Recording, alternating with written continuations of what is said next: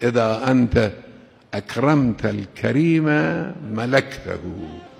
از صمیم قلب خودم و از طرف ملت بزرگ ایران تشکر میکنم، هم از شما موکبداران که در ایام 40 کرامت را و رحمت و مودت را به منتها درجه رسوندید، هم از همه ملت عراق، ملت بزرگ عراق، و هم از مسئولین در دولت عراق که امنیت را و فضا را و زمینه را فراهم کردند، هم به خصوص از علمای بزرگوار و مراجع عظام عراق که فضای زیارت را، فضای برادری بین آحاد مردم را، بین دو ملت را فراهم کردند.